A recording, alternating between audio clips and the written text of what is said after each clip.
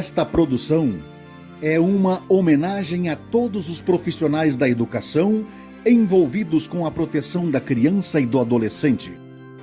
Não sei se a vida é curta ou longa demais para nós. Mas sei que nada do que vivemos tem sentido se não tocarmos o coração das pessoas. Muitas vezes basta ser. Colo que acolhe, braço que envolve, palavra que conforta. Do silêncio que respeita, da alegria que contagia, lágrima que corre. Olhar que acaricia, desejo que sacia, amor que promove.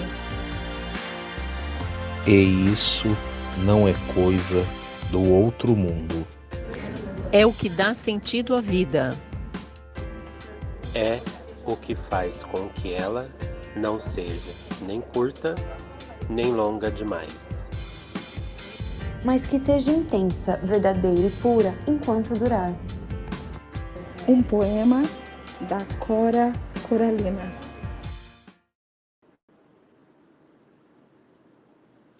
Boa noite. Sejam todos bem-vindos ao lançamento do Protocolo de Atenção e Cuidado no Ambiente Educacional de Hortolândia à Criança e Adolescente, vítima ou testemunha de violência. A Prefeitura de Hortolândia, por meio da Secretaria Municipal de Educação, Ciência e Tecnologia, graças ao trabalho de inúmeras pessoas engajadas na busca contínua por ações para o fortalecimento da rede de proteção, hoje dá um passo à frente, com o lançamento deste protocolo, que tem como objetivo oferecer um guia de boas práticas para a identificação e o enfrentamento às violências contra crianças e adolescentes em ambientes educacionais do município de Hortolândia. Convido agora para o uso da palavra a presidente da Comissão Intersetorial de Enfrentamento às Violências contra Crianças e Adolescentes do município de Hortolândia, Jane Neri. Uma boa noite a todos. Quero recepcioná-los todos com muito carinho e cumprimentar já nossas autoridades aqui presentes na sala junto conosco nessa noite. Então, eu quero agradecer a presença da senhora promotora de justiça, doutora Renata, dizer a ela, reforçar a ela do carinho, do respeito, da admiração de todos nós da rede de proteção do município. Ela sabe que todas nós temos por ela. E aproveitar também para dizer da diferença que ela faz em nossas ações. Quero agradecer ao nosso delegado da DDM, Dr. Regino, não está presente na sala por imprevisto, mas também agradecê-lo por todo o esforço que ele faz para nos acompanhar em nossas ações, né? Quero agradecer ao nosso secretário de Educação, Fernando, o nosso adjunto Renato, que está conosco nessa noite, que não mede esforços para que a gente possa sempre proporcionar condições para que a Secretaria de Educação seja um modelo à frente na defesa dos direitos da criança e do adolescente. Em nome deles, eu quero cumprimentar todos os profissionais de educação que fazem dessa rede de ensino a potência que é.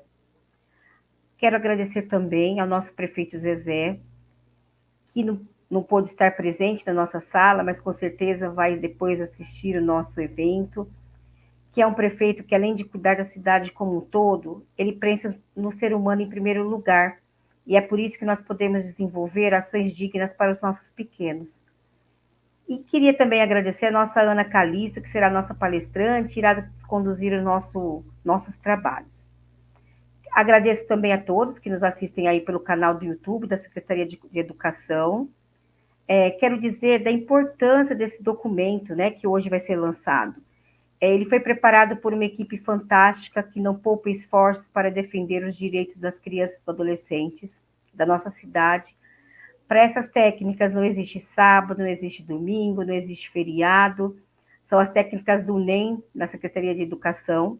E quero parabenizar a supervisora educacional, a professora Lilian, que coordena esse trabalho e que, junto com a sua equipe, com muita competência, fazem a diferença. Cada caso que elas acolhem tem um olhar de carinho, de afeto e principalmente de proteção. Dizer a todos ainda que aproveitem muito esse guia. Foi confeccionado por muitas mãos.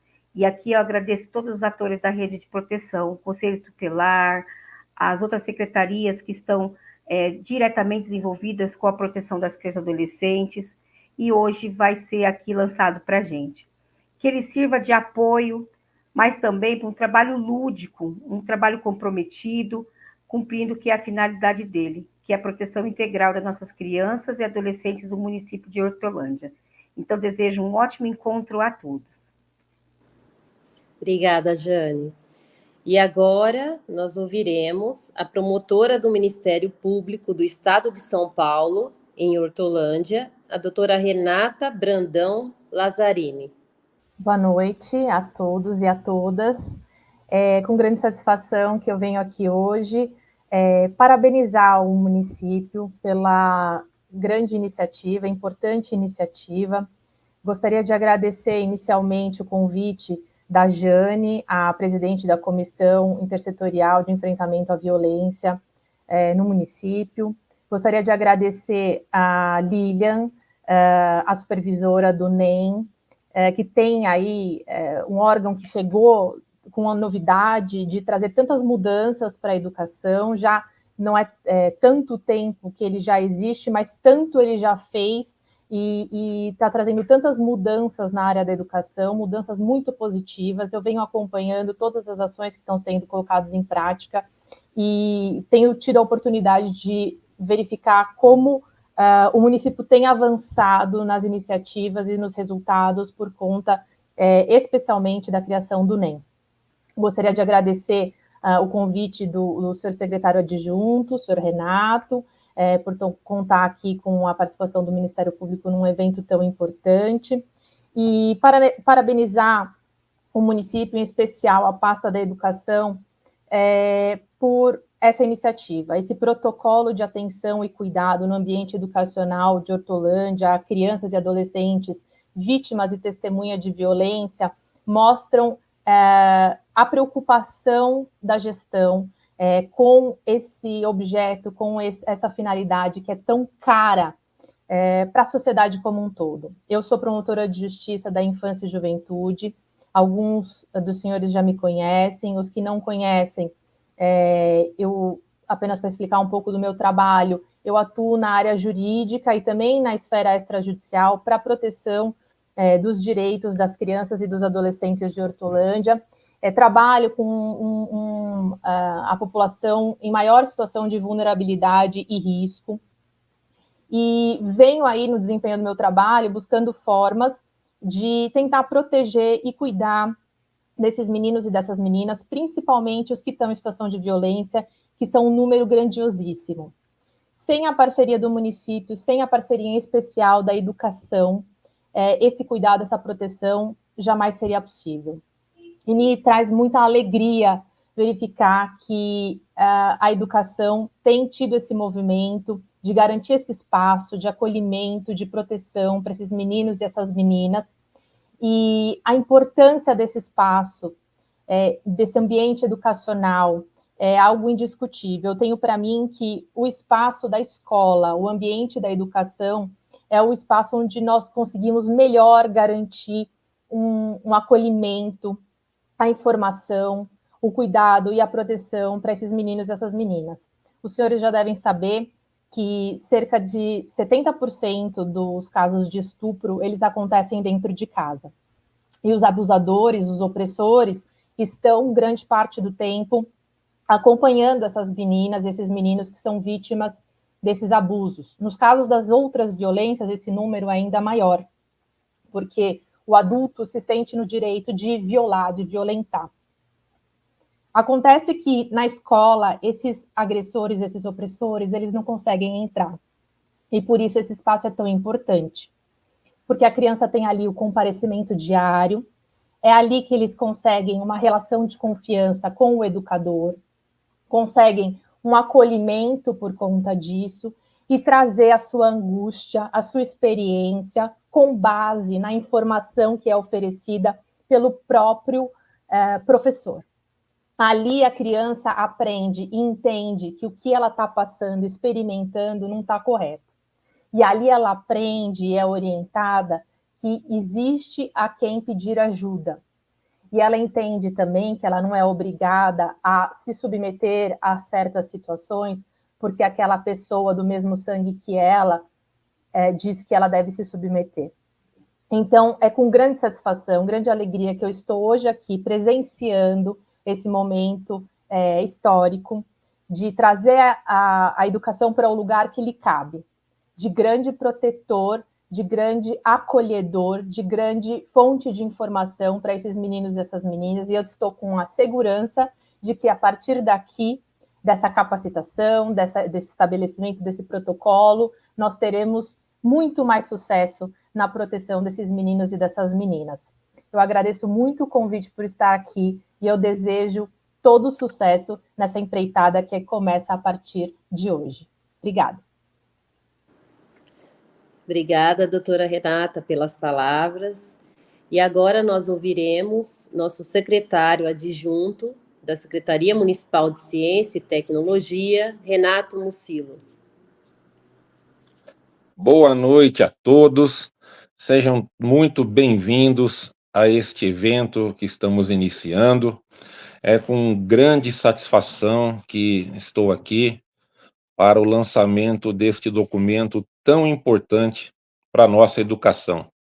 Eu quero aqui inicialmente agradecer a Jane Neri, diretora do Departamento de Educação Infantil, nesse momento aqui representando a Comissão Intersetorial de Enfrentamento às Violências contra a Criança e o Adolescente no município de Hortolândia. Quero aproveitar também, embora não esteja presente por razões imperiosas aí do cotidiano, o delegado Dr. José Regino Melo Lages Filho, que é o delegado titular da DDM aqui do município de Hortolândia, um grande parceiro da nossa rede de proteção, tem nos ajudado bastante na condução dos casos que a gente identifica e que são encaminhados até lá.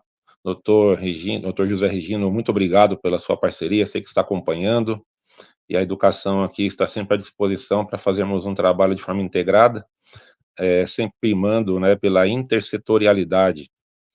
Quero agradecer aqui a promotora do Ministério Público do Estado de São Paulo, aqui em Hortolândia, a doutora Renata Brandão Lazzarini.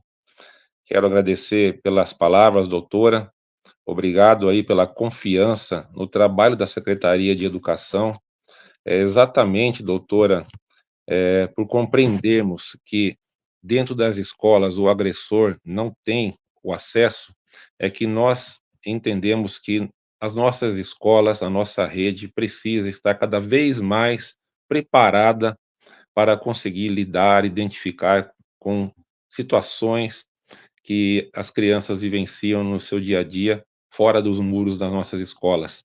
É ali que essa primeira identificação acontece, é ali que os primeiros sinais eles são identificados e nossos servidores, professores, educadores, todos que compõem essa comunidade escolar, eles têm que ter esse entendimento e este preparo para que possam identificar os pequenos sinais em cada uma das nossas crianças que possam nos sinalizar que alguma coisa está errada e levantar o sinalzinho de alerta.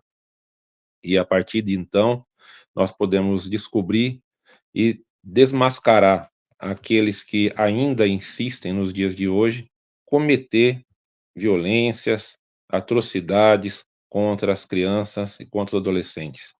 Então, a Secretaria de Educação, ela estará sempre preocupada em combater qualquer tipo de violência que seja cometida contra as crianças. E a escola, ela tem um papel preponderante para que isso possa acontecer.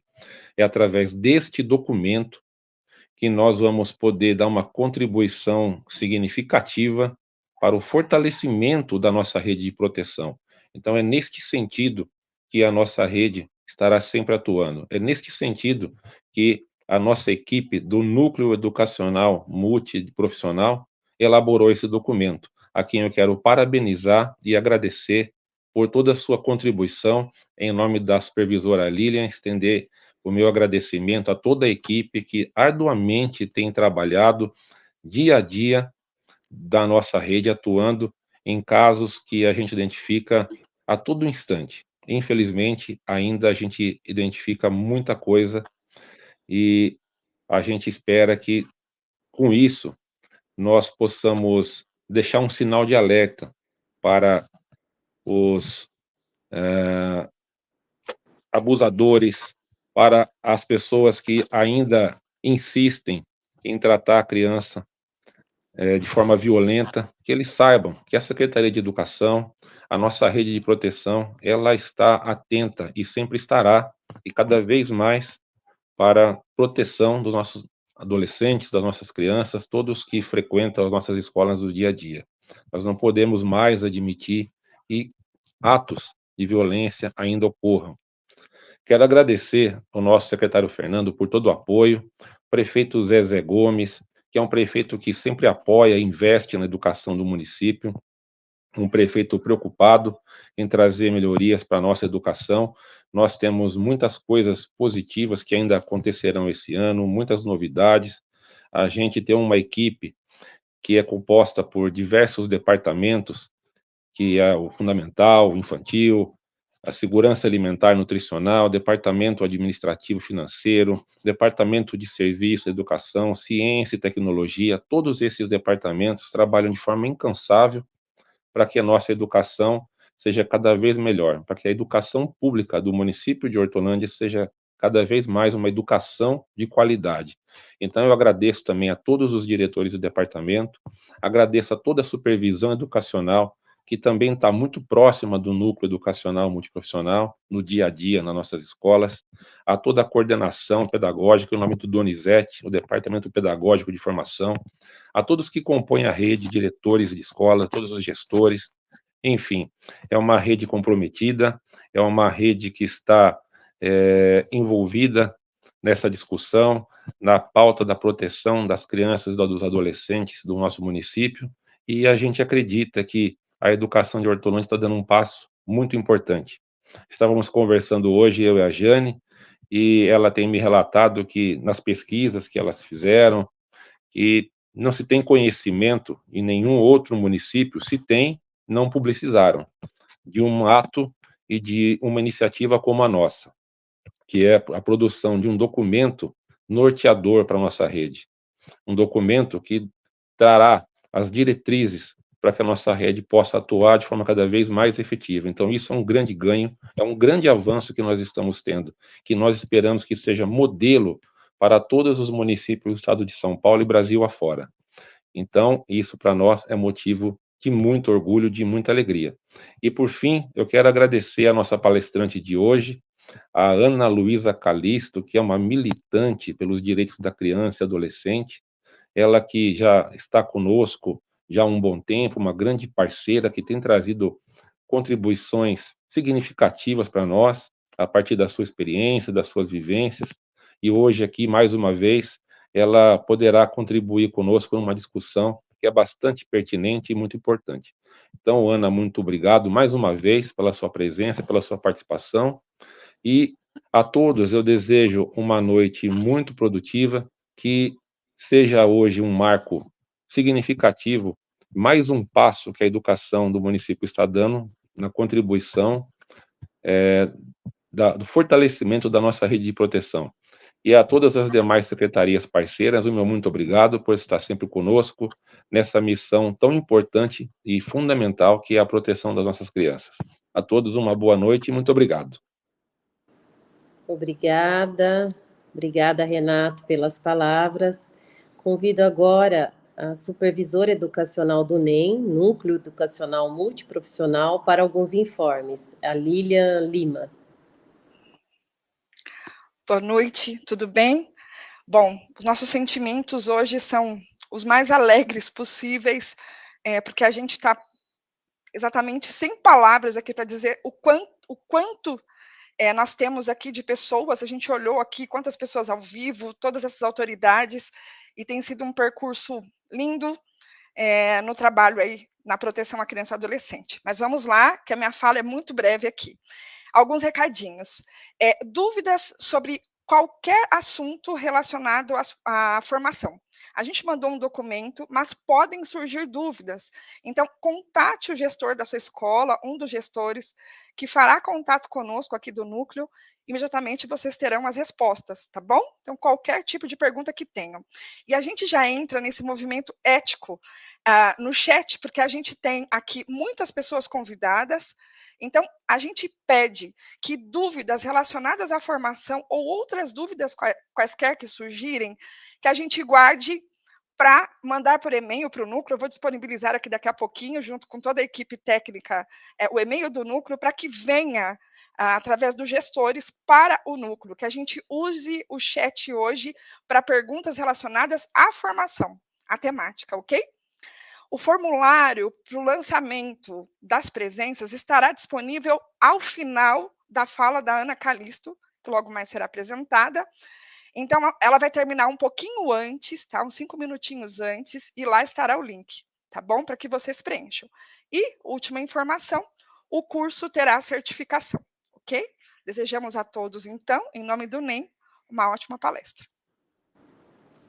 Obrigada, Lília.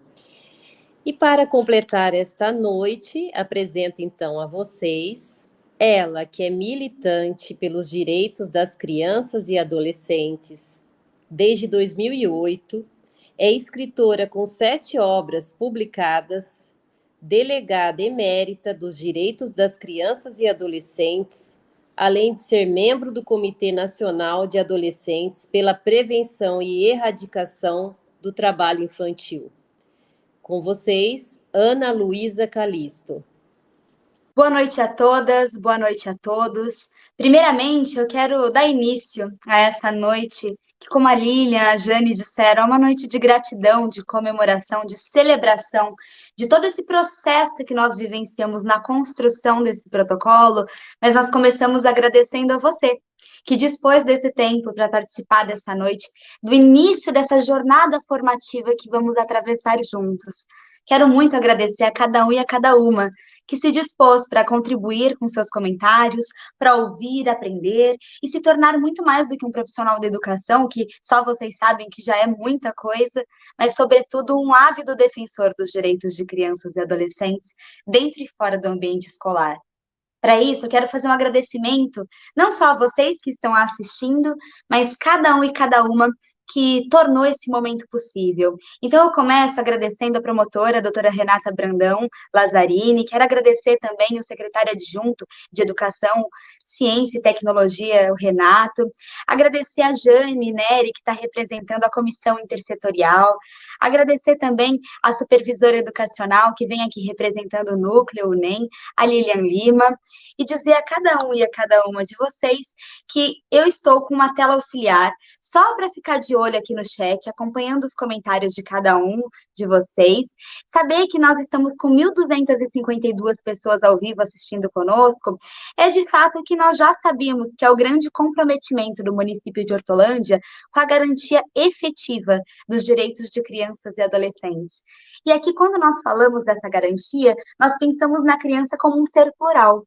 A criança que tem direito, segundo a Constituição Federal Cidadã de 1988, mas também o Estatuto da Criança e do Adolescente, Lei 8.069 de 1990, e tantas jurisprudências e legislações complementares, como a Declaração Universal dos Direitos da Criança e do Adolescente da ONU de 1989, é o direito à educação, mas a vida, saúde, esporte, lazer, cultura, profissionalização na idade certa, a uma vivência sem violências. Há uma plena função de desenvolvimento do seu percurso de desenvolvimento peculiar, segundo o Estatuto da Criança e do Adolescente. Então, falar de cada menino e de cada menina é falar de prioridade absoluta. 2 palavras que têm um peso tão denso que, se caíssem sobre os nossos ombros, nos derrubariam de joelhos, porque falar de prioridade absoluta é materializar todos os conceitos da proteção integral. E eles se materializam nesse protocolo. Mas antes de eu falar sobre o protocolo e falar para vocês sobre todo esse processo formativo que nós vamos possamos vivenciar juntos, eu quero me reapresentar. Sei que muitas e muitos de vocês já me conhecem, mas agora que nós vamos até setembro atravessar um processo de formação e que eu vou ter a oportunidade também de conhecer a cada um e a cada uma de vocês mais de perto, quero dizer que eu falo com vocês aqui do município de Atibaia, também no interior do estado de São Paulo. Como a nossa mestre de cerimônias já elucidou, eu atuo na área do direito da criança e do adolescente desde 2008, mas foi em 2015 que esse processo se consolidou através de um projeto social que hoje se chama Bem Me Quer, mas nasceu como projeto 5 Passos, com o qual nós viajamos por 14 estados brasileiros, falando sobre prevenção à violência, participação social e cidadã, com crianças e adolescentes de escolas públicas, particulares, municipais, estaduais, e dando formações continuadas e qualificações profissionais para a rede de proteção. Eu sou autora de 7 livros na área do direito da criança e do adolescente, que foram e são fundamentais para a minha compreensão de como essa didática deve se aplicar em sala de aula, no contato com os meninos e meninas, e sou graduanda em Ciências Sociais pela Universidade Federal de São Paulo. O nosso projeto faz parte da Coalizão Brasileira pelo Fim das Violências contra Crianças e Adolescentes. E já que a gente vai começar, eu quero dizer que pensar num protocolo, e o nome exato desse protocolo é um protocolo de atenção e cuidado no ambiente educacional de Hortolândia, a criança ou adolescente vítima ou testemunha de violência. E aí eu quero chamar a atenção, porque nós tivemos um comentário muito interessante, porque vocês pensam que não, mas eu estou de olho aqui no chat, e é interessantíssimo quando a gente vai pensar que muitas vezes a nossa preocupação com a área da violência contra crianças e adolescentes se destaca em meses como o mês de maio, que é um mês que vai pontuar a prevenção e enfrentamento à violência sexual contra os meninos e meninas, sobretudo as meninas, e nós vamos falar sobre essas estatísticas também, uma vez que 86% das vítimas de violência sexual são do sexo feminino, quando nós nos referimos a um recorte etário de crianças e adolescentes. Mas, como foi chamada a atenção, é importante que a gente olhe para outras vivências de violência, como violência física, violência psicológica, negligência parental ou negligência do Estado, omissão, situação vexatória, constrangimento, humilhação, tortura, todos os tipos de violência, inclusive a institucional, porque entra a nossa autocrítica, de que maneira nós, como rede de proteção, não raro viemos a revitimizar crianças e adolescentes que já passaram por uma situação de violência. E é por isso que a gente precisa dar o pontapé inicial para olhar para esse protocolo de atenção à criança e ao adolescente com uma percepção muito lúcida de que ele vai falar sobre todos os tipos de violência. E para isso, para falar sobre o protocolo, eu preciso contar uma história. Porque em 2023, quando eu fui procurada pela Jane, pela Lilian, na época também pela querida Ana Denadai, por toda a equipe da Secretaria de Educação, eles me trouxeram, elas, sobretudo, como uma equipe majoritariamente feminina, uma demanda muito importante de qualificar de maneira profissional e lapidar esse grande diamante que é a Secretaria de Educação, Ciência e Tecnologia de Hortolândia, para olhar para situações de violência que podem bater a porta das escolas. E essa nossa jornada formativa já começa muito bem, com o pé direito, quando nós temos uma mesa de abertura virtual, como tivemos agora há pouco, com autoridades que falaram com tamanha lucidez e brilhantismo, que orquestraram com maestria esse momento do nosso diálogo. Porque nós tivemos a doutora Renata falando de como o papel do profissional, não só o educador, mas qualquer funcionário do ambiente escolar, e é por isso que nós estamos aqui com diferentes pessoas, e nós estamos falando de posições diferentes dentro da escola, dos funcionários, do pessoal que está em todas as estruturas do ambiente educacional, justamente porque a criança e o adolescente se manifesta não por hierarquia, mas por vínculo de afetuosidade com quem ela se sente à vontade para reportar uma situação de violência que ela atravessou. E aí, quando a gente vem olhar para cada uma dessas facetas do olhar da educação para a criança e para o adolescente, eu me senti muito grata quando, durante o nosso processo de construção desse protocolo, nós tivemos a brilhante e a grata surpresa de encontrar essa expressão criança e adolescente estudante, criança estudante, adolescente estudante. E nesse processo de construção, eu percebi que Hortolândia olha para a criança e para o adolescente, antes de tudo, como sujeito de direito, como alvo da proteção integral do tripé fundamental da rede de proteção, família, sociedade e Estado. Isso segundo o artigo 227 da Constituição, mas para a gente pensar nas violências, nós mergulhamos em legislações como a 13431 de 2017, como o Decreto 9.603 de 2018. Foi um estudo, e como a Jane muito bem colocou, para essa equipe tão potente, tão maravilhosa, não existe final de semana, não existe feriado, não existe horário. O que existe é um compromisso profundo com a garantia dos direitos das crianças e dos adolescentes de Hortolândia. Então, nós começamos essa jornada formativa pensando em como foi construído o protocolo para o qual vai se tornar a nossa atenção durante os nossos próximos encontros. Nós tivemos muitos encontros enquanto Secretaria de Educação, enquanto núcleo, enquanto comissão intersetorial, para pensar em tudo que deveria constar nesse protocolo, tudo que a gente precisaria colocar ali. E nós abrimos um documento compartilhado em que tivemos a oportunidade de colocar em pauta muitos aspectos da vivência escolar da criança e do adolescente. Como, por exemplo, desde o contexto local de Hortolândia, quando a gente vai pensar na garantia dos direitos, nas conquistas, porque, como a Lilian muito bem colocou, esse protocolo, que vai funcionar como um guia prático, de fato, que vai nortear as nossas ações diante de uma situação de violência no ambiente institucionalmente escolar, ele nasce de um contexto de muitas conquistas dentro de Hortolândia. Ele é o ápice de uma caminhada, de uma escadaria que a gente vem galgando degrau a degrau. E aí a gente vai pensar em todas as violências contra crianças e adolescentes, inclusive algumas que sequer são tipificadas na 13431, mas que legislações complementares nos permitiram abordar. A gente vai pensar na legislação, nos instrumentos legais, no papel da educação como parte da rede de proteção, em todos os conceitos de violência, no que é a revelação espontânea, como ela se diferencia da escuta especializada, qual é a maneira como a gente deve se portar diante de uma revelação espontânea. Como eu devo acessar as minhas dores quando a gente pensa numa revelação espontânea e pensa nesse contato com a criança e com o adolescente no ambiente escolar.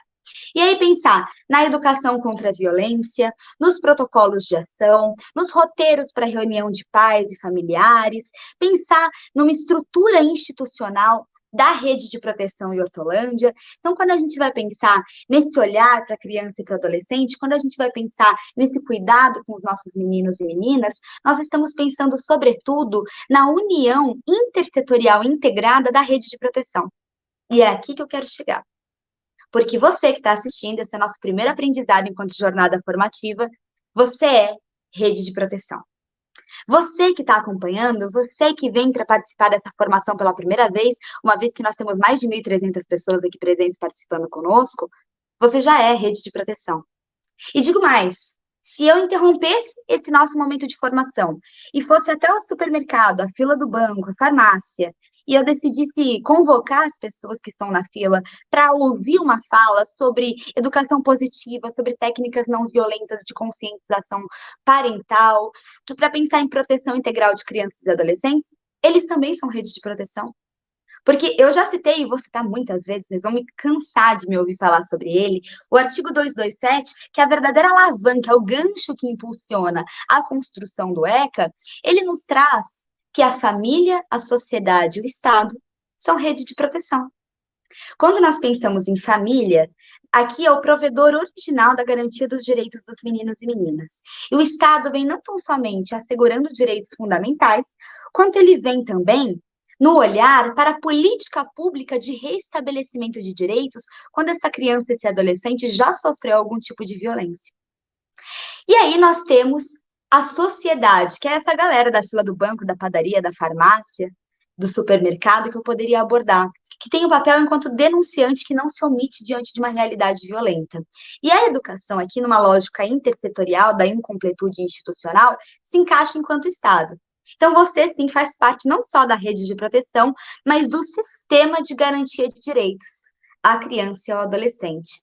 E é por isso que eu não posso deixar de parabenizar o município de Hortolândia por esse movimento tão fundamental de construção de uma prática através de um protocolo, um documento que registra a necessidade de uma postura proativa dentro do ambiente escolar para garantir o direito da criança e do adolescente que foi vítima de violência.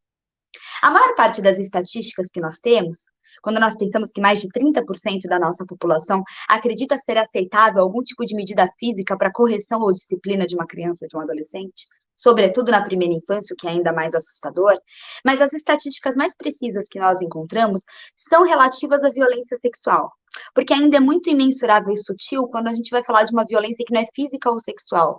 Quando eu penso na violência psicológica, ou na negligência, ou na omissão, ou no constrangimento, na humilhação, na tortura.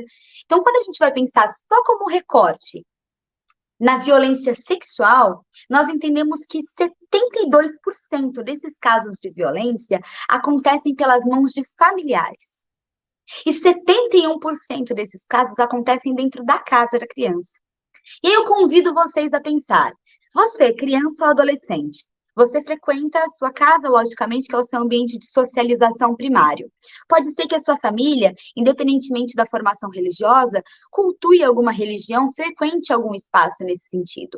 E aí você frequenta lá também. Mas, antes da gente pensar mesmo nessa matriz, a gente pensa na escola, como um segundo ambiente fundamental, logo depois da casa, para que essa criança seja socializada, para que ela possa aprender, para que ela contribua também para a socialização dos seus colegas e para que ela se desenvolva como sujeito de direito e como cidadão. Quando a gente entende essa parcela, a gente consegue colocar em evidência o papel da escola como um pulso da comunidade dentro da rede de proteção. É o contato originário, tem que ser a referência de uma comunidade dentro de um bairro. E quando a gente vai pensar no sistema de garantia de direitos, aí vai pensar na rede de saúde, de segurança pública, cultura, assistência social, nós entendemos que todos se conectam como numa engrenagem. E aí o promotor de justiça, Dr. Murilo de Giacomo, tem uma ilustração muito famosa em que ele articula diversos órgãos da rede de proteção numa verdadeira engrenagem que configurações se encaixam para que lá no escapamento que a gente vê no escape seja justiça social e acesso a direitos fundamentais. Então, quando a gente está pensando nessa articulação, eu tenho que partir do macro, mas também para o micro, quando eu penso que dentro da escola a gente precisa se articular para garantir direitos. E nós vamos atravessar uma jornada formativa, e a minha fala hoje é, sobretudo, mais do que um convite, é uma convocação. Porque você que está acompanhando, muito mais do que para uma formação como qualquer outra, que a gente vai pensar no plano teórico, nós estamos aqui para pensar no nosso papel como rede de proteção, quando nós entrelaçamos as nossas mãos e nós formamos, de fato, uma rede. E se eu estivesse presencialmente com vocês, eu faria justamente esse exercício de nós entrelaçarmos as nossas mãos para olhar o quanto juntos nós formamos um tecido indissociável, a não ser que um de nós escolha abrir mão desse movimento. E aí no vídeo institucional que antecipou a mesa de abertura, nós tivemos justamente essa fala do quanto isso não é coisa do outro mundo, mas é uma escolha diária de garantir direitos, porque nós estamos lidando com vidas, e ao falar de vidas, nós falamos da matéria-prima mais preciosa que há no mundo. E aqui eu estou falando com vocês para a gente pensar que em todos esses encontros que nós fizemos durante meses junto com a Secretaria de Educação de Hortolândia, que através da sua equipe contribuiu de forma magnífica para a construção desse protocolo, que foi feito a muitas mãos. Nós pensamos de dentro para fora. Nosso primeiro pensamento nas nossas reuniões, sejam as presenciais quanto as virtuais, era: gente, vamos observar quantas crianças e adolescentes dentro do ambiente escolar tiveram suas vivências atravessadas por violências no ambiente externo.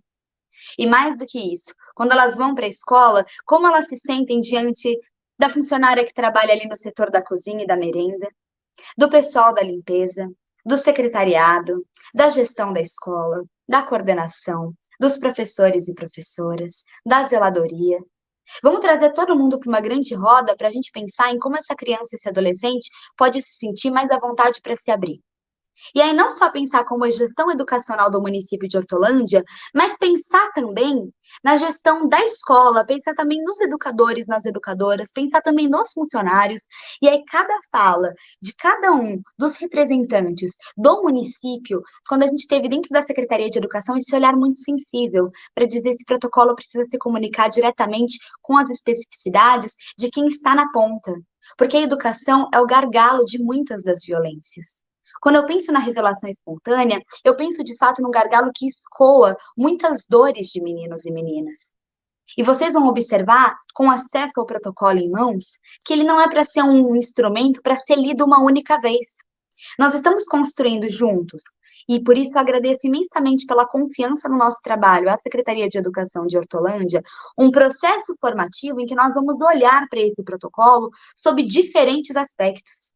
sob uma redoma luminosa que evidencia diferentes facetas de um único objetivo, que é a proteção integral da criança e do adolescente. E aí, quando a gente vai observar que, por exemplo, em alusão ao Dia Internacional da Mulher, que nós vivenciamos na última sexta-feira, nós tivemos a publicação, inclusive muito recente, do Anuário Brasileiro de Segurança Pública, do Fórum Brasileiro de Segurança Pública, e tem uma frase muito emblemática da Luciana Temer, que é a diretora-presidente do Instituto Liberta, que diz: a principal vítima de violência no nosso país não é a mulher, é a menina. E quando nós olhamos para essa realidade, nós percebemos que esse tal gargalo que eu mencionei para vocês, ele escoa de maneira muito mais acentuada no que se refere às crianças e aos adolescentes, que já são um público vulnerável, mas são mais vulnerabilizados porque a corda tende a arrebentar do lado mais fraco. E aí, quando nós olhamos para essa corda arrebentando, é justamente porque não há uma rede para entrelaçar-se e cobrir todos os vãos, todos os tipos de demandas, carências, necessidades e déficits desse tecido social, para a gente pensar em fortalecimento da rede de proteção.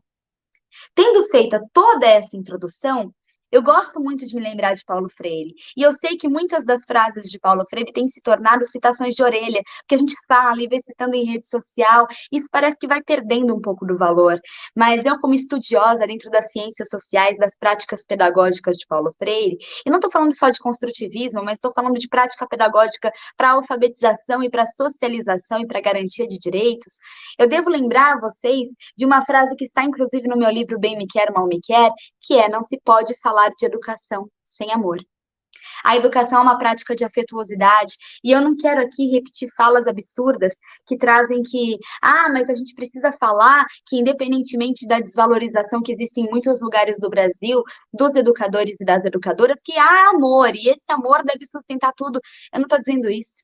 Eu estou dizendo que é uma profissão, e mais do que isso, é uma missão, é um fazer humano tão valioso, tão precioso, que nos é tão caro, que ele é movido pelo amor e por isso deve ser ainda mais valorizado. É nesse sentido que eu trago a minha fala.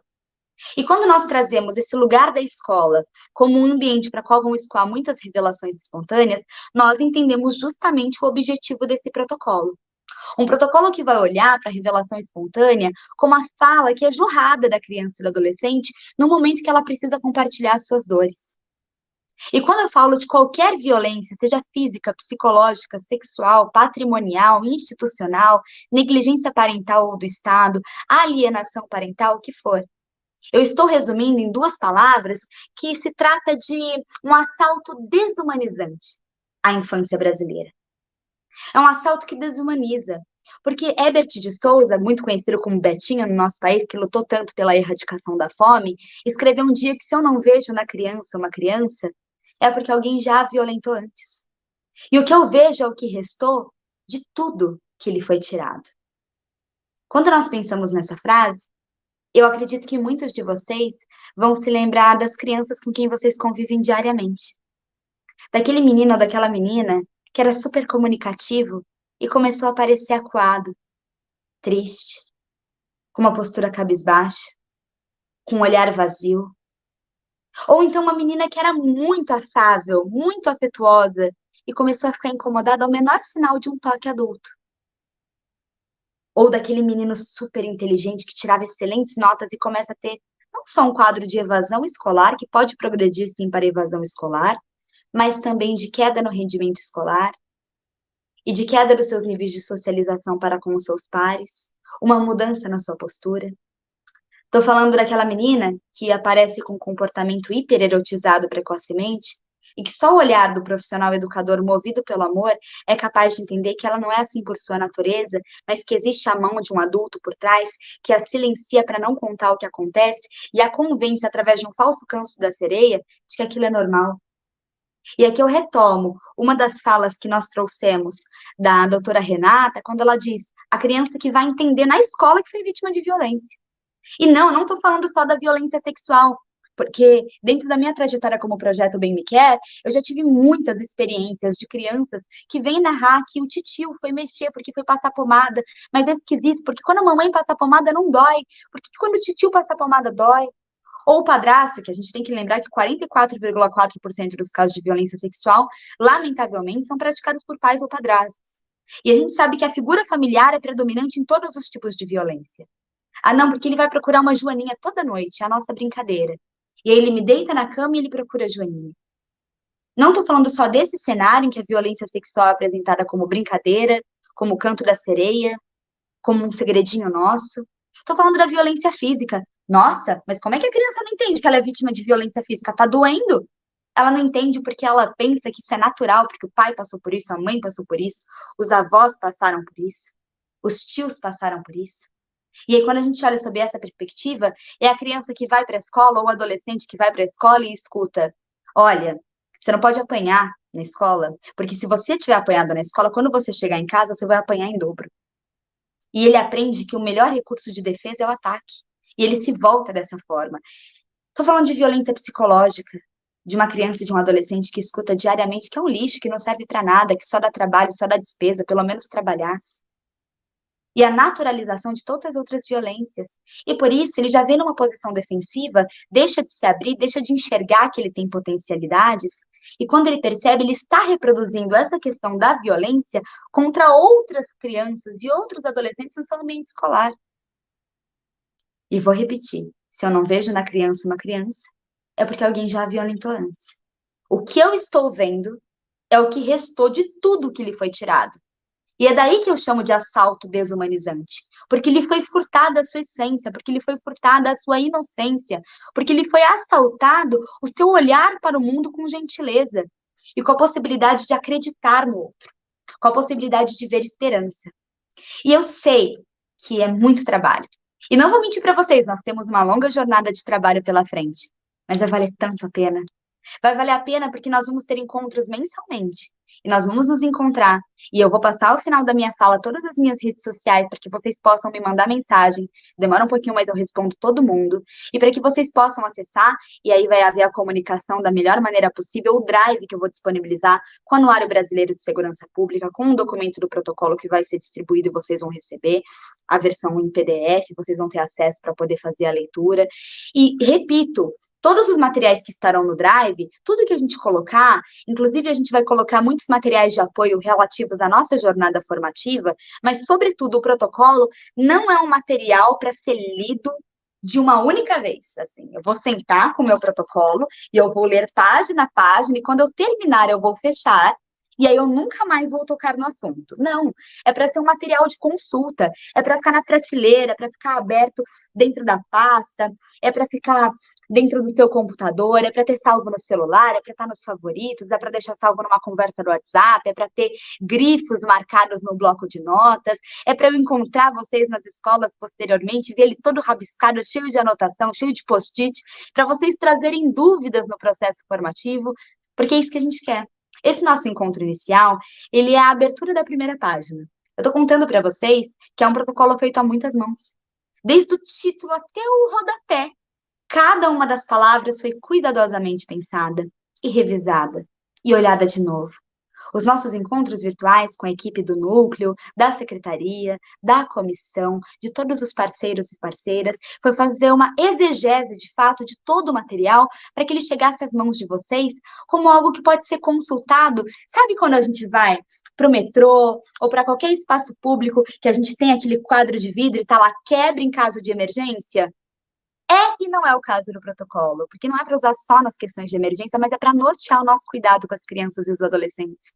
Porque quando eu revisito o meu olhar e eu entendo que esses meninos e meninas não são objetos e não estão ali simplesmente para ser assistenciados, mas sim para ser assistidos como sujeitos de direito, como cidadãos, como autores de suas próprias histórias, como protagonistas, aí finalmente eu consigo compreender que cada criança e cada adolescente é mais do que uma criança ou um adolescente, mas é criança barra estudante, é adolescente barra estudante.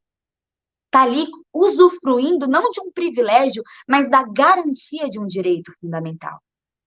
E quando nós pensamos na criança e no adolescente como alvo de proteção integral, e eu coloco aquelas duas palavras que eu usei lá no comecinho da minha fala, com peso, prioridade absoluta, eu entendo que nada pode ser mais importante do que uma criança e um adolescente.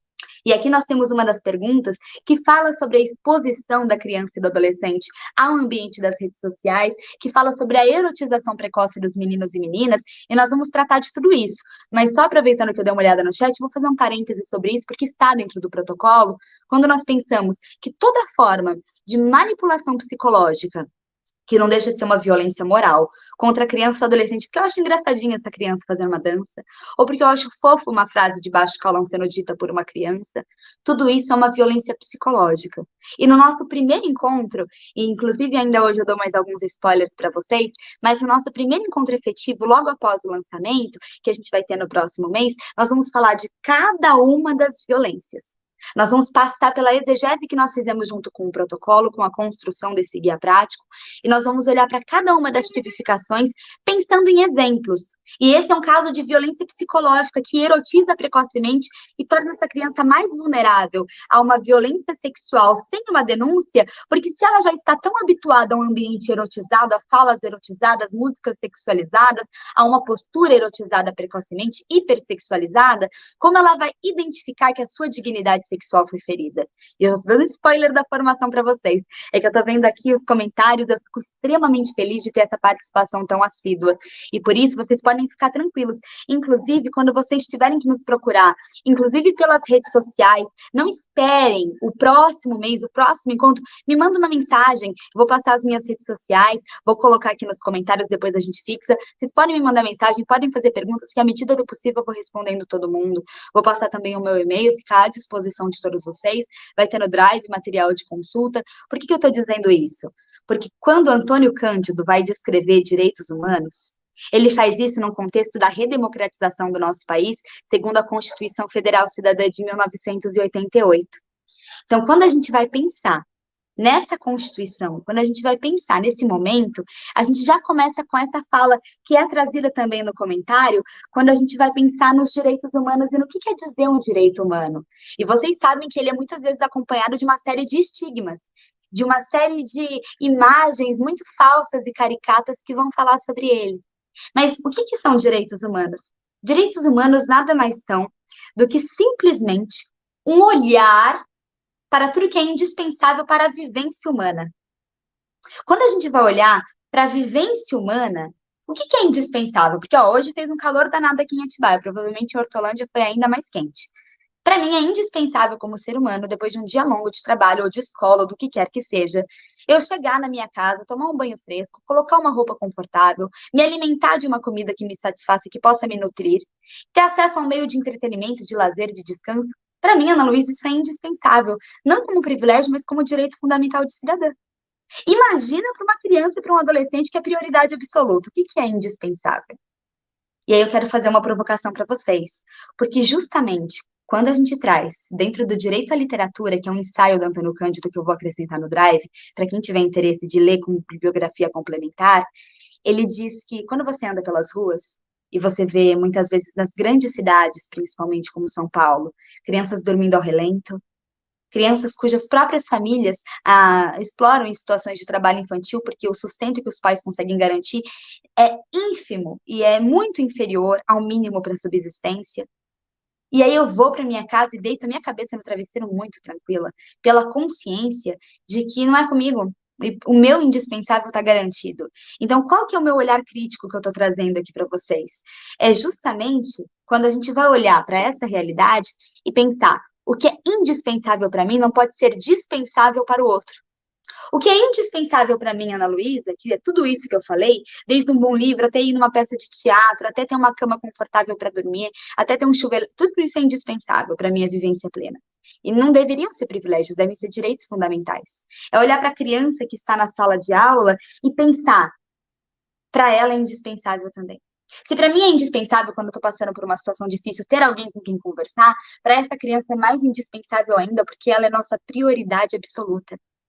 E aí essa frase que traz a exposição das crianças às redes sociais é justamente, quando a gente traz, a priori, que o olhar do mundo para a criança e para o adolescente é um olhar violento, que ceifa, que comete o assalto desumanizante contra o desenvolvimento peculiar, E que a gente tem limites de faixa etária impostos pelas redes sociais. E muito recentemente eu participei de um evento da SaferNet Brasil, que foi um encontro com especialistas para pensar em direitos da criança e do adolescente.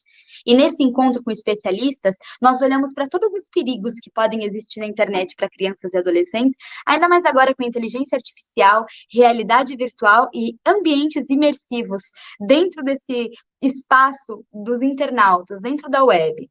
E aí, quando a gente começou a conversar, e nós percebemos que muitas vezes, para os gestores das redes sociais, é interessante que não haja esse controle tão rígido de quem vai entrar, porque é mais público operando. Um público que muitas vezes chega da escola, sendo uma criança ou um adolescente, e fica horas e horas diante de uma tela, vendo tudo o que pode ter acesso, mentindo a sua idade. Muitas vezes sendo autorizado por seus pais a mentir a sua idade para poder usufruir de uma tela e assim ter mais um meio de distração e de entretenimento que não vai exigir tanto da figura parental, que vai ficar ali como uma companhia reserva, como um step para o desenvolvimento da criança e do adolescente. E aqui eu quero chamar a atenção, claro, quando a gente vai pensar tanto na exposição da criança à violência, a crimes e a questões de um adulto que vai ter o interesse em manipular o contato com a criança e com o adolescente para cometer um abuso pelo ambiente virtual, isso é um ponto, mas também tudo que ela vai ter acesso sem precisar ter um intermédio de uma pessoa falando diretamente com ela, no simples rolar de um feed, quanta coisa ela vai ver. Então, dando esse pequeno spoiler da nossa formação, quando a gente vai falar sobre a erotização precoce da criança e do adolescente é um tipo de violação de direitos, e essa exposição ao ambiente virtual, a gente está estudando junto com a SaferNet Brasil, e nós já redigimos uma nota de repúdio às situações de violência sexual que estão acontecendo nos ambientes de realidade imersiva, para que sejam exigidos tanto identificação facial, como é feito em aplicativo de banco, quanto documento, número do documento. E aí a gente está vendo com a LGPD, a Lei Geral de Proteção de Dados, como vai ser feito isso, para que a criança ou adolescente só possa ter acesso a partir da idade permitida. Então, estou trazendo para vocês, e aí a Lilian também trouxe uma informação super interessante pelo chat, que a gente também pensa no momento futuro, para que essa formação, não só especificamente em relação ao protocolo de atenção à criança ou adolescente, no ambiente escolar, que esteja passando por uma situação de violência em casa, ou em qualquer ambiente que atravesse sua vida, mas também para voltar isso para os pais, para as famílias, para as figuras de cuidado, e a gente pensar, e como o Renato trouxe, nosso secretário adjunto de Educação, que esse protocolo seja também um recado para os abusadores e para os agressores de que nós estamos de olho. Imaginem vocês, quando eu vou dar uma palestra sobre abuso sexual, muitas vezes em maio, falando para as crianças e para os adolescentes nas escolas sobre abuso de uma maneira super lúdica, a escola costuma mandar um recadinho, falando, vai ter a palestra com a Ana sobre abuso, ela vai vir, vai contar uma história, vai falar com as crianças sobre violência sexual. Chega no dia, mas na metade da sala faltou. Ou por essa visão muito conservadora e preocupada com o que vai ser dito, e é compreensível pelas falácias, pelos mitos, pelas falsas características que são atribuídas à educação sexual quando a gente vai falar sobre essa formação para as crianças. Eu entendo essa preocupação, que é totalmente diferente do que a gente faz, mas e quantas famílias proíbem a criança de estar no ambiente escolar justamente porque não querem que esse menino e que essa menina tenha acesso à informação que pode libertá-la? Todo tipo de educação pautada nos direitos humanos, não só a educação para a autoproteção no sentido da violência sexual, mas de todas as violências, não tira a inocência da criança e do adolescente. O que tira a inocência é a violência. Essas formas de educação tiram a criança e o adolescente da ignorância, tiram do não saber. E não é só não saber que eu estou passando por isso, que muitas sabem, mas é o não saber que eu tenho com quem contar. Então, esse processo que a gente está fazendo, todo esse processo que a gente está colocando aqui à disposição de vocês, de olhar com cautela, de cuidado com os meninos e meninas, isso também é um recado para os agressores. Porque agora não é só um olhar assim muito pontual da criança e do adolescente dentro da escola, quando vem uma visita para fazer uma palestra sobre um assunto. Agora é um recado de que a rede educacional de Hortolândia como um todo é uma rede educacional, é uma educação que protege. E que as crianças nunca vão estar longe desse olhar de proteção, porque existe uma equipe comprometida com o desenvolvimento peculiar dos meninos e meninas. E aqui a gente tem aqui várias perguntas interessantes, inclusive a do Luan. Quais ações para proteger a criança do preconceito de gênero relacionado ao trabalho da figura masculina no contexto escolar da educação infantil? Obrigado pela importante formação. Vamos lá. Quando a gente vai falar do olhar do educador, eu tenho todas as precauções, seja um homem ou uma mulher, nesse cuidado. E também é um objetivo do protocolo é uniformizar todas as nossas práticas, é padronizar todo o nosso praxis, o nosso modus operandi do cuidado com a criança e com o adolescente, compreendendo o que eu devo fazer quando essa criança chega com uma revelação espontânea, e aí eu finalizo a minha fala explicando a diferença logo mais, mas também saber como eu devo me portar. Como eu me porto, Luan? Primeiro que a gente não deve ter qualquer preconceito com a figura do gênero masculino, do sexo masculino na educação infantil, porque é um educador que está dedicando seu tempo, trabalho e talento ao cuidado com uma criança vítima de violência ou não, a uma criança que é um sujeito de direito em desenvolvimento peculiar, cuja garantia dos seus direitos deve ser um bem inegociável, e o nosso olhar só vai se voltar contra essa situação a partir do momento que seja aconselhado a partir das evidências. Então, quando a gente vai olhar e ver uma postura atípica, que viola, que desrespeita, aí sim o nosso olhar é contrário. Fora isso, seja bem-vindo. E seja bem-vindo a essa formação. Eu fico muito feliz, é por isso que quando eu falo boa noite a todos e boa noite a todas, é porque a gente reconhece que há uma maioria feminina, como em todo o Brasil, em todos os ambientes educacionais e socioassistenciais, mas como eu fico feliz quando a gente tem uma postura proativa de homens nos comentários, trazendo as suas falas, trazendo as suas perguntas, trazendo as suas considerações, as suas dúvidas, os seus receios. Então, o protocolo também tem essa função. Então, só para a gente começar olhando, e a gente vai ter um módulo específico sobre isso. Quando eu falo da revelação espontânea, é porque existem gargalos diferentes pelos quais escoam denúncias. Existe a criança que conta para outra criança, existe a criança que chega com uma manifestação sintomática, que a gente vai estudar também na nossa jornada formativa. Então, eu estou falando, por exemplo, hematomas, choro excessivo, dificuldade de sono, sono excessivo durante a aula, queda no rendimento escolar, lágrimas, ou então postura hipersexualizada precocemente, desenhos que apontem, a gente vai olhar para todas essas manifestações. Tem uma seção no protocolo que fala só sobre esses sintomas.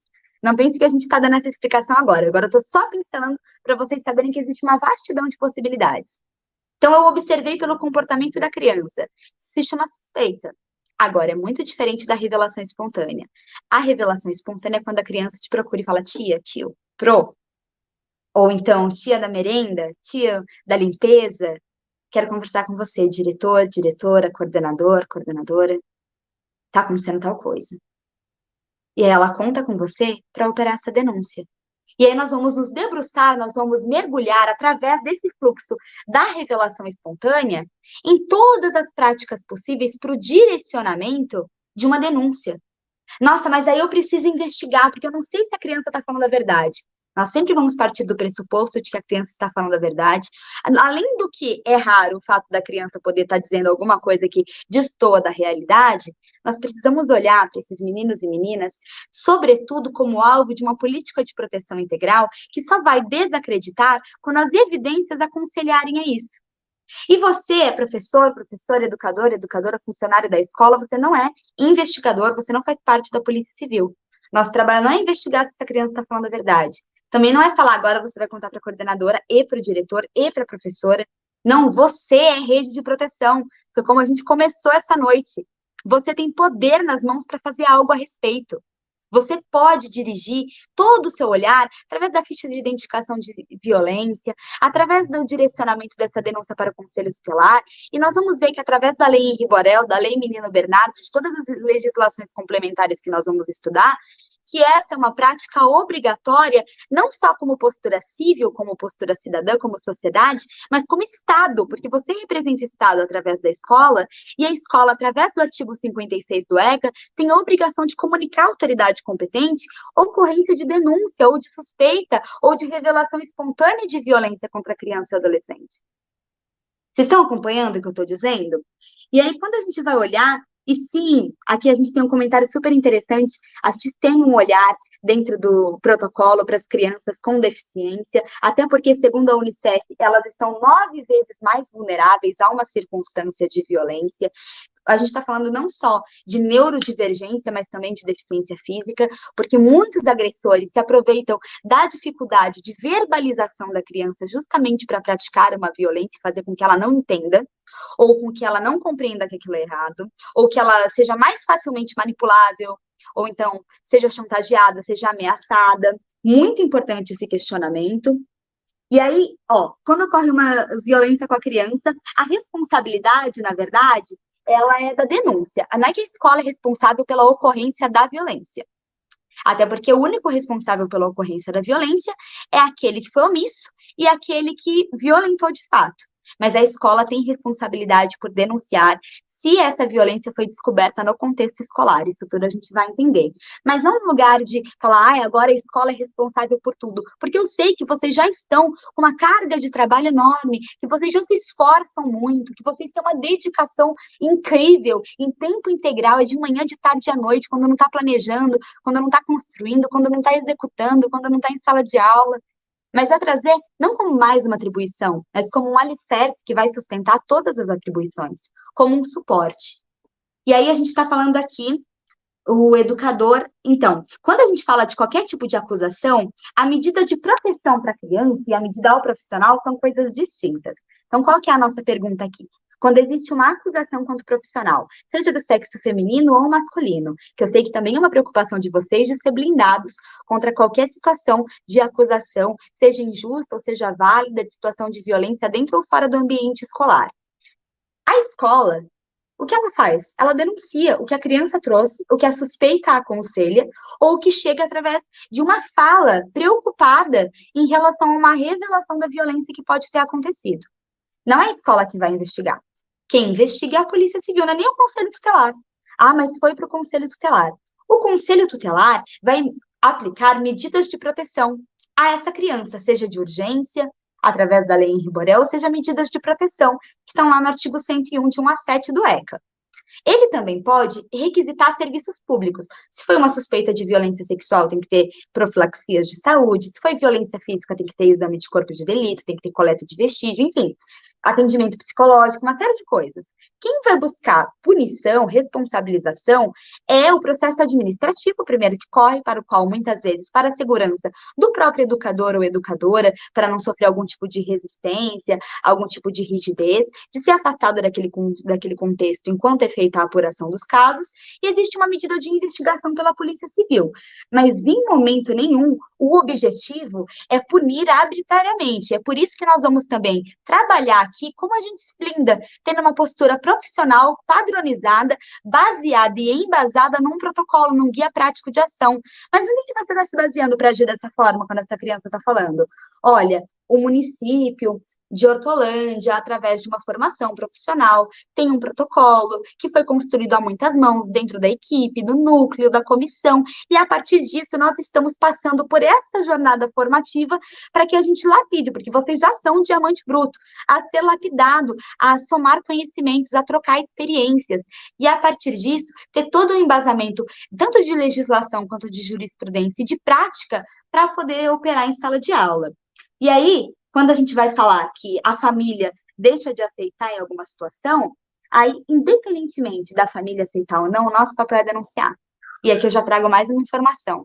A gente não precisa comunicar que a gente vai fazer essa denúncia. Eu não preciso ligar, mãe, vou fazer essa denúncia. Não, porque independentemente da autorização da família, a gente tem que denunciar.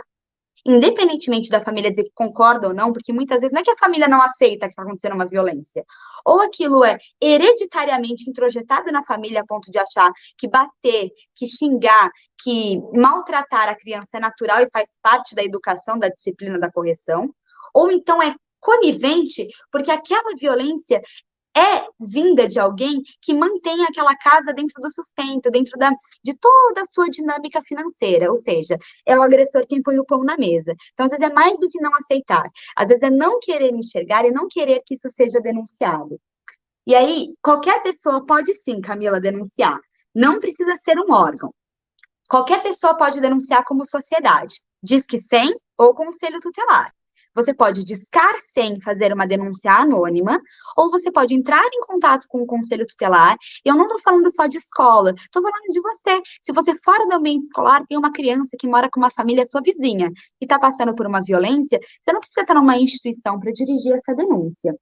E aí, sim, Rita, negligência em relação à saúde da criança e do adolescente é um tipo de violência e pode ser denunciada, porque a gente entende que está colocando em risco a integridade da criança. Aí a gente vai sempre pensar assim, a gente vai ter esse macete lá nas aulas futuras. Que direito está sendo violado? Aí a gente vai olhar dentro das características do artigo 4º, que é o artigo dos direitos fundamentais, tem lá vida, saúde, alimentação, educação, esporte, lazer, cultura, profissionalização na idade certa. Nesse caso que você falou, saúde, integridade física, dignidade, os 3 estão sendo violados e são direitos fundamentais. Tendo um direito violado, eu posso denunciar. Só que o que vai mudar é a medida, porque muitas vezes é uma família que vem de um contexto muito simples, e aí não sabe, por exemplo, que a criança precisa passar por todo o caderno imunizatório. Ou seja, ela tem que ser vacinada, ela tem que ter consultas regulares. Às vezes tem uma adolescente grávida na família e não está fazendo pré-natal. A gente tem que avaliar se é uma forma violenta da família reprimir, se é uma forma, de fato, de constranger, de humilhar, de tratar mal, de negligenciar, ou se é um contexto de fato, desconhecimento. E quem vai avaliar não é a gente só denuncia. Aí vem Polícia Civil para fazer investigação, Conselho Tutelar para avaliar contexto de aplicação de medida de proteção, até porque Conselho Tutelar não é órgão punitivo, é órgão de defesa da garantia dos direitos. E a gente já vai fazer um comentário aqui, que é, na verdade, um combinado, que a gente não precisa ameaçar nenhuma criança, nenhum adolescente com o conselho tutelar, até porque de nada vai adiantar. Muitas vezes há famílias que falam, se você não se comportar, eu vou chamar o conselho tutelar. E o que a gente está fazendo quando faz isso, seja como família, como educação, seja o que for, é abrir mão da nossa autoridade no exercício da educação para criança e para adolescente. Se eu tenho autoridade, eu não preciso dizer que se você não se comportar, você vai para o conselho tutelar, porque, na verdade, o conselho tutelar não tem essa função de correção e punição de criança e de adolescente. Para vocês terem uma ideia, eu tinha uma tia que falava que o conselho tutelar ficava escondido embaixo da cama e ia saltar toda vez que eu saísse da cama de noite, que eu estava sem sono e ia ligar a televisão.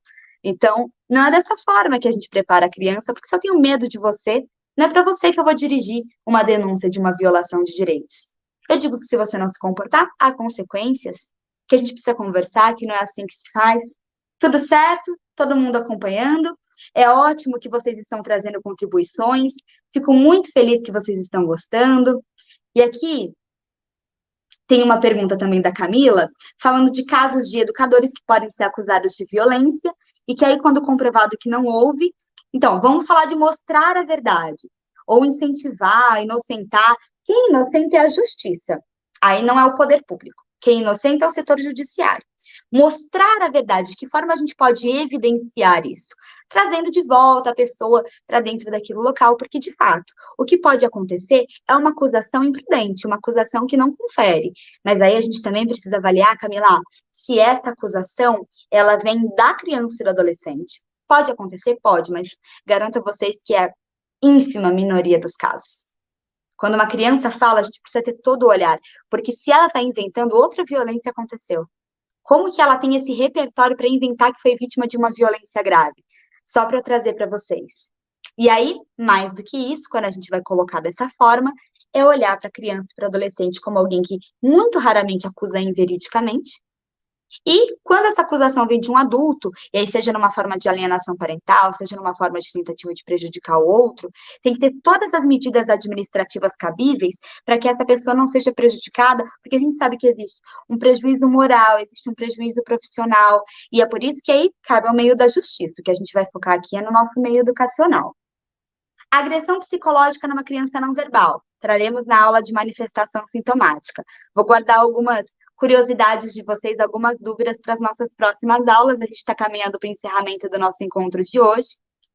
Quando a gente fala de denúncias que são feitas e dirigidas a um órgão competente e nenhuma atitude acontece, a criança continua sofrendo maus tratos, é preciso representar ou no processo administrativo ou representar ao Ministério Público. Porque aí a gente tem um ato que infraciona as atribuições do órgão. Tudo certo? Então, quando a gente vai falar, fiz a denúncia, fiz meu papel, e a gente também vai ter uma aba exclusiva no protocolo, que é só o que você deve saber depois que você encaminhou um registro de uma denúncia de violência. Eu tenho que ser informada de tudo, eu tenho que acompanhar, eu tenho que saber que medidas de proteção. Lembrando que o nosso papel é denunciar, mas a gente não se torna parte do processo ali no momento de acompanhar tudo o que está acontecendo. Tudo que a gente deve saber é que a criança agora está protegida. E se eu sei que ela não está recebendo medidas de proteção, eu tenho a oportunidade de fazer uma representação no MP. Vamos falar sobre métodos processuais, tá? A gente vai falar dos tipos de sinal, ó, se a criança chora. Lembrando que sinais são sinais associados, tá bom? Então, se a criança chora muito, não é por isso que eu vou concluir que ela é vítima de violência. Às vezes é isso, como, por exemplo, fazer xixi, então urinar na roupa em momentos totalmente aleatórios, sem ser um momento de estresse, de pressão, de nervosismo, pesadelos excessivos, a fala, a gente vai associar esses sinais. Porque às vezes eu falo na formação, a criança que vai muito ao banheiro, por exemplo, pode ser um sinal. Mas aí fala, nossa, eu tenho um aluno, Joaquim toda aula pede para ir no banheiro. Com certeza é vítima de violência. Não, até porque o objetivo da formação não é deixar ninguém paranoico desconfiando da própria sombra. É que vocês possam se instrumentalizar das informações necessárias para associar e aí conversar com a criança. E nós vamos aprender a não fazer perguntas invasivas, nós vamos aprender a não desrespeitar o espaço da criança e saber que ninguém aqui está passando por formação para aprender a fazer, de fato, um movimento de escuta qualificada. E que aí a gente vai se aprofundar no fluxo para entender de que forma eu converso com a criança sem revitimizar. De que forma essa função está distribuída no fluxo da rede de proteção. Como eu devo registrar. Nós vamos entender como ouvir, como conversar, como perguntar, o que perguntar, quantas vezes. Nós vamos entender como registrar, como passar adiante. Tudo isso vai ser elucidado. Estou muito feliz que nós temos várias perguntas aqui, inclusive sobre violência verbal contra a criança. Vocês sabiam que bullying, olha aí, vou só jogar essa polêmica para eu encerrar e chamar a Jane e a Lilian para finalizar o nosso encontro. Eu sei que são muitas perguntas, mas como a gente tem um tempo limitado hoje, eu vou tirar vários prints do chat e vou trazer para responder nos momentos pontuais da nossa formação, que nós temos até setembro juntos, não posso também ter a pretensão de resolver e responder todas as dúvidas de vocês na noite de hoje. Mas eu vou só jogar uma polêmica aqui. Vocês ficaram sabendo que em janeiro foi sancionada a lei que criminaliza bullying e cyberbullying, né? Inclusive, cyberbullying não tem pena só de multa, tem pena de prisão também. Então, a intimidação sistemática, que como a lei chama o bullying, ele está lá na Lei 13.431, ou seja, está no nosso protocolo como violência. Ou seja, pode ser registrado e feita uma denúncia. E digo mais, se você em algum momento se omite por se sentir inseguro, que é outra pauta que a gente vai trazer daqui para frente, que é me sinto insegura, tenho medo do meu nome vazar, tenho medo da minha identificação, da minha identidade não ser respeitada, tenho medo do agressor vir atrás de mim, tudo isso a gente vai trazer como se blindar disso, como se proteger, mas nunca deixar de denunciar, nunca se omitir, porque quem não denuncia também violenta. Se lembrar é combater, esquecer é permitir. E para finalizar a minha fala, eu quero dizer duas coisas para vocês. Primeiro, eu quero muito agradecer a todo mundo que está acompanhando e garantir, que hoje nós temos 1.473 pessoas assistindo. Eu quero ver essa galera toda nos nossos próximos encontros, assinando lista de presença que vai ser colocada nos comentários. Mas antes disso, eu quero me colocar à disposição e dizer, como as meninas que participaram da construção do protocolo sabem, que essa formação não é que ela vai acontecer uma vez por mês e eu vou dar tchau daqui a pouco, vocês só vão me ver no mês de abril, não. Eu estou à disposição em todos os momentos, para que a gente vá somando, vá construindo, vá elucidando dúvidas, vou abrir caixinha no Instagram, a gente vai construindo essa rede juntos. O meu Instagram é @AnaLuisaPalestrante, com 2 N's e Z. Eu vou colocar aqui nos comentários, deixa eu colocar aqui para vocês, e aí eu vou pedir para o pessoal que está nos bastidores, aqui, Ana Luísa Palestrante, colocar na tela prontinho. Porque nesse Instagram, joguei aí nos comentários, vocês vão ver rodando. Vocês vão conseguir ter acesso aos nossos e-books dos livros. Quem tiver interesse em receber o material físico impresso, pode entrar em contato para adquirir e vai receber também, isso, acessando ou não as nossas redes sociais, o Drive com os materiais complementares. E esse Drive vai sendo alimentado durante o nosso processo formativo. Vocês também vão receber logo mais, assim que eu passar a palavra para a Jane e para a Lilian, a lista de frequência. Não deixem de assinar, que vocês vão receber certificação no final. A gente tem que fazer o controle da presença de vocês. Combinado? E mais do que isso, fico feliz para saber que vocês já estão encontrando. Obrigada, gente, já colocaram na tela aqui. Vocês podem acessar por lá, porque tem uma dúvida muito urgente de uma situação que está acontecendo agora. Não dá para esperar a próxima formação, não, Ana. Me manda uma mensagem. E por lá também tem meu e-mail, tem o meu número de WhatsApp profissional, pelo qual a gente consegue tecer essa conversa. Bora encerrar? Sei que são muitas dúvidas, mas eu quero trazer para vocês a seguinte questão. Quando a gente estava construindo o protocolo, Eu fiquei muito honrada, porque eu me lembrei em vários momentos, quando a gente pensava naquela história da Estrela do Mar, que eu conto em várias das minhas formações. Qual que é a história da Estrela do Mar? Era de um senhor que em todo tempo andava pela orla da praia, na vila litorânea em que ele vivia, e ele arremessava as estrelas do mar, que o oceano devolvia de volta para a areia, de volta para o mar. Então ele pegava uma por uma e ia atirando de volta para o oceano. E aí as pessoas na comunidade em que ele vivia começaram a ficar muito incomodadas. Falaram, gente, esse homem não trabalha não, é todo dia recolhendo estrela do mar. Ele sabe que depois, quando ele for acompanhar, ele vai descobrir que o mar devolveu tantas outras estrelas para a areia, e isso pouco adiantou. O que ele está fazendo? O que uma estrela faz diferença? E aí, por incrível que pareça, um senhor se incomodou tanto que foi lá falar com ele. Falou, olha, pro tanto de estrela, olha no horizonte. Quando você olha lá no fundo, você não vê o tanto de estrela do mar que tem na areia? Vai adiantar você jogar uma por uma de volta? E ele respondia. E é assim que eu quero encerrar o nosso encontro, dizendo que quando você pega uma estrela do mar, e você sabe que é só devolvendo para o oceano que ela volta à vida, é natural pensar no todo e falar, essa estrela do mar é só mais uma e não faz diferença nenhuma. Mas ele disse, essa estrela do mar é uma vida. E essa vida já faz total diferença. E por que eu digo isso para vocês? Porque a gente está aqui construindo toda uma ideia de protocolo, de cuidado, e você vai falar, mas é o meu aluninho, é a minha aluninha. É uma, são tantas, nós são milhões de crianças e adolescentes. Quantas saem em Hortolândia passando por violência? Vai fazer alguma diferença? Nossa, eu vou me debruçar em cima disso para resolver um problema ou outro? E aí a gente se lembra que cada criança e que cada adolescente é uma vida. E se é uma vida, já faz total diferença. E a cada momento que eu dirijo uma formação como essa, eu penso, se eu chegar num professor, numa professora, num funcionário, numa funcionária, e ele ouviu uma criança que nunca tinha contado para ninguém, contou para ela. E a partir disso, a gente conseguiu mover as estruturas do sistema de garantia de direitos, unindo essa rede de mãos, de histórias, e a gente conseguiu reestabelecer e devolver a infância para essa criança, já valeu a pena o nosso trabalho até setembro. Porque é uma vida. E essa vida é prioridade absoluta. E eu sei que durante a construção desse protocolo, a gente vai se debruçar e vai entrar em contato com muitas dores. Eu sei disso. Mas essas dores, quando a gente vai pensar no que a gente passou nas nossas infâncias, elas têm que ser, como Lacan, psicanalista francês, escreveu, combustível para algo muito maior. E na nossa conclusão, a gente traz. Você que lê esse protocolo já foi uma criança. Queremos, nesse momento, falar com ela, a criança que você foi. Sabemos que muitas vezes a sua infância foi violada e você sofreu o assalto de sua inocência e essência.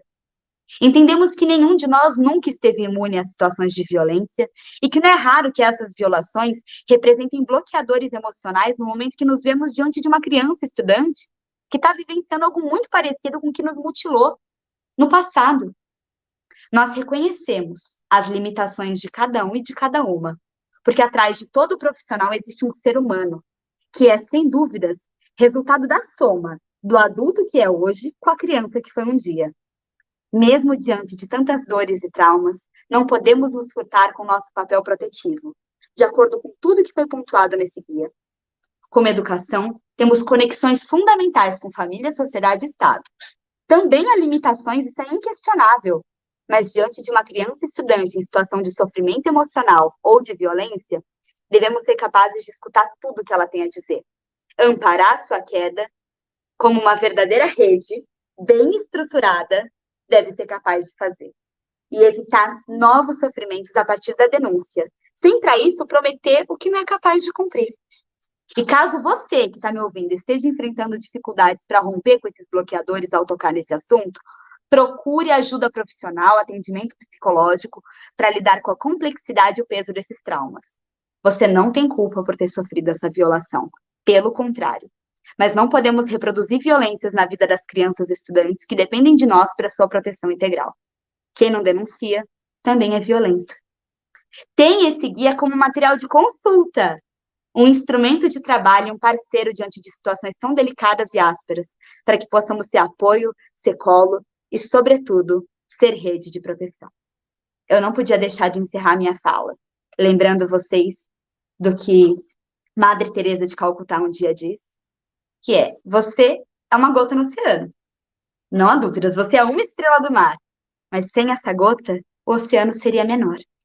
Então eu sei que muitas vezes a gente vai se conectar com dores, e nós estamos aqui, o núcleo está aqui, para quando vocês precisarem se reconectar e entender que, independentemente dessas dores, nada justifica revitimizar e reproduzir violências. Estou longe de responder todas as dúvidas de vocês. Vi que tem gente pedindo para falar de violência verbal, emocional, moral, psicológica, e tudo isso vai ser dito no nosso próximo encontro. Então, eu agradeço imensamente a cada um e a cada uma de vocês. Agradeço pela confiança da Secretaria de Educação, Ciência e Tecnologia de Hortolândia. Agradeço a Jane Nery, agradeço a Lilian Lima, agradeço à promotora a doutora Renata, agradeço ao prefeito Zezé, ao secretário Fernando, ao secretário adjunto Renato. Agradeço a cada um e sei que eu vou ser muito injusta deixando de agradecer tantas pessoas que confiaram no meu trabalho. E agradeço a vocês que estão se dispondo a participar de uma jornada formativa. Nós estamos dando as mãos nesse momento e vamos atravessar um túnel escuro. Só que no final dele tem um interruptor, a gente vai acender a luz. E o caminho de volta é trazendo muitas crianças e adolescentes vítimas e testemunhas de violência. Crianças não, crianças e estudantes. Nossa prioridade absoluta. Obrigada, pessoal. Encontro com vocês no próximo encontro, cuja data vai ser revelada no calendário, vocês vão receber todas as informações. E quem quiser ter contato conosco, acompanhar as atividades do Projeto Bem Me Quer, vai lá nas nossas redes sociais, cujo arroba já foi divulgado aqui nos comentários e na tela. Obrigada, pessoal. Convido agora para a tela a Jane e a Lilian para encerrar o nosso encontro. Nossa, é bom demais, né, Jane? Ouvir essa grande mulher menina, né? A gente fica emocionado. Enquanto a gente vai finalizando, Juninho, você coloca aí para o pessoal, então, a lista de presença? E a Jane Lilian, vou beber água, hein? Não se preocupe, que é aqui, ó, 2 horas só. Galvão Bueno teria orgulho. Muito bom ouvir você, mas vamos lá, Jane. Muito obrigada, Ana. Ana é uma linda, eu acho que a gente ficaria aqui a noite inteira escutando, né? A Ana, gente, eu conheci em 2012, já no congresso do CMDCA, pequenininha, já brigando para ser delegada, né, Ana, disputando com outras crianças, e a gente acompanhou todo esse percurso, e essa mulher maravilhosa, essa menina mulher maravilhosa que nos traz tantas contribuições, né? Lilian, parabéns. Eu tenho certeza que o protocolo ele vem para somar com todas as ações que a Secretaria de Educação já vem fazendo. Vocês estão aí à disposição, acho que a Lília vai falar um pouco ainda do núcleo, para quem não sabe, fica ali no Paulo Freire, à disposição de todos os educadores, professores e professoras, para orientar os gestores, né, Lília? Então, a gente só tem orgulho, agradecer aqui novamente, como a Ana falou, o nosso secretário que comprou a ideia do núcleo com a gente, nosso prefeito que comprou a ideia do núcleo e que hoje vem fazendo esse trabalho de excelência ali no Paulo Freire, né? A doutora Renata, querida, muito obrigada por ter ficado com a gente. O doutor Regino estava aqui, o delegado interagindo com a gente também, os conselheiros tutelares, enfim, toda a rede de proteção, Ana, aqui conversando com a gente nos bastidores e agradecendo e elogiando a iniciativa, que é um produto também de muitas mãos, de muitas pessoas envolvidas, né? Então, gente, só temos que agradecer a Deus e a todos que participaram conosco nessa noite e que tornaram essa noite tão agradável, né? Como a Ana já falou, esse curso vai até setembro, teremos certificação para todos.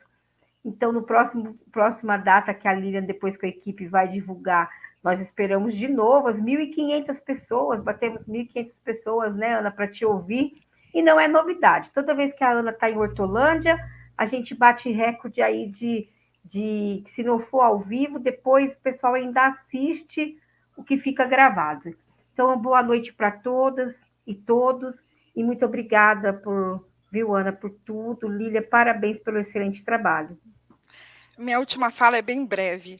Bom, há impressos alguns protocolos, né? E nós também temos ele de forma digital. Então, a partir de amanhã, a gente vai disponibilizar, tá bom? Esse material. A Juliana também vai subir lá enfim, no portal do servidor, perfeito. Tá bom?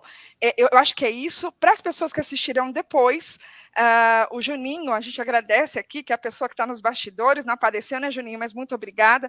Vai colocando com o Antônio o link para a presença também, tá bom? Eu acho que é isso, Jane. Acho que finalizamos aqui. Obrigada, gente. Obrigada ao Donizete também, né, que tem trabalhado com a gente para a liberação de todas as questões aí mais burocráticas, né, Jane? Bom, gratidão a tanta gente, a gente tem medo de falhar aqui com alguém, mas é muita gente envolvida para que tudo desse certo. Tchau, pessoal. Boa noite. Um abraço, bom descanso. Tchau, tchau.